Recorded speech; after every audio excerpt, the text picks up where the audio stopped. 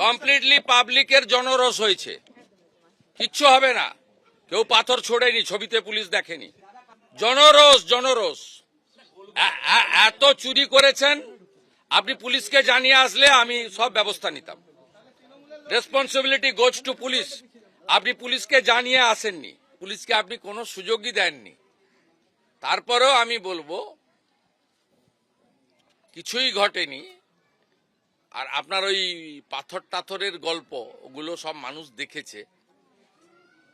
আমি আপনাকে পরামর্শ না দিয়ে অনুরোধ করব, আপনি কোথাও গেলে পুলিশকে টাইম নিয়ে জানিয়ে আসবেন। যতটুকু ব্যবস্থা করার পুলিশ করবে, এবং আপনার যদি কোনো লোক থাকে তার সঙ্গে লিয়াজো করেই করবে। কিন্তু আপনি 15 বছরে 315 জন বিজেপি কর্মীকে খুন করেছেন।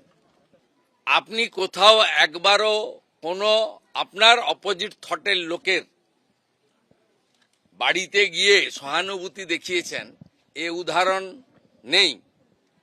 কিন্তু আপনার দলের কর্মী এবং আপনার দলের কর্মী স্ত্রী, যিনি তৃণমূল কংগ্রেসের এখানকার কাউন্সিলর, তার বাড়িতে রাজ্যের মুখ্যমন্ত্রী হাই লেভেল টিম নিয়ে এসে পরিবার যা যা চেয়েছে প্রাথমিকভাবে সেটা পূরণ করার মধ্য দিয়ে একটা মুখ্যমন্ত্রীর শুধু দলের নয়, রাজ্যের, এটা আপনাকে আমি বুঝিয়ে দিয়ে গেলাম, শিখিয়ে দিয়ে গেলাম। যেটা আপনি করতে পারেননি সেটা শুভেন্দু অধিকারী করার চেষ্টা করলো। আজকে হালি শহরে মৃত তৃণমূল কর্মীর পরিবারের সঙ্গে দেখা করলেন রাজ্যের মুখ্যমন্ত্রী শুভেন্দু অধিকারী, এবং তিনি বললেন যে মৃত তৃণমূল কর্মীর পরিবারকে ধন্যবাদ যে তারা রাজ্য প্রশাসনের ওপরে আস্থা রেখেছেন। এই ঘটনা নিয়ে তারা রাজনীতি করার কোনো সুযোগ দেননি, কিন্তু পুলিশের গাফিলতি প্রমাণিত, তার কারণ পুলিশের কাস্টাডিতেই তৃণমূল কর্মীর মৃত্যুর ঘটনা ঘটেছে, এবং সেই কারণেই আইও বা তদন্তকারী অফিসারকে সাসপেন্ড করা হচ্ছে এবং আইসিকে ক্লোজ করা হয়েছে। আর কি বলেছেন রাজ্যের মুখ্যমন্ত্রী, আসুন একবার দেখি।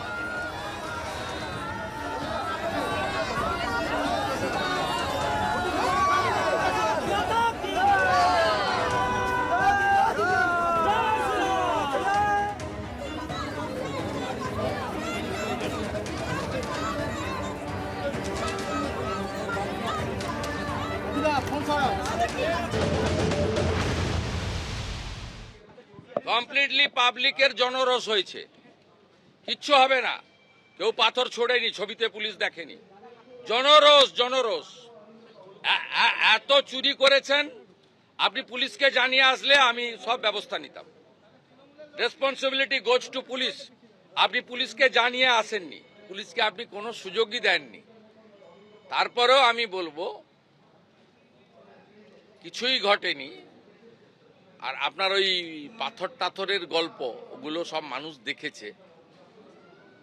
আমি আপনাকে পরামর্শ না দিয়ে অনুরোধ করব, আপনি কোথাও গেলে পুলিশকে টাইম নিয়ে জানিয়ে আসবেন। যতটুকু ব্যবস্থা করার পুলিশ করবে, এবং আপনার যদি কোনো লোক থাকে তার সঙ্গে লিয়াজো করেই করবে।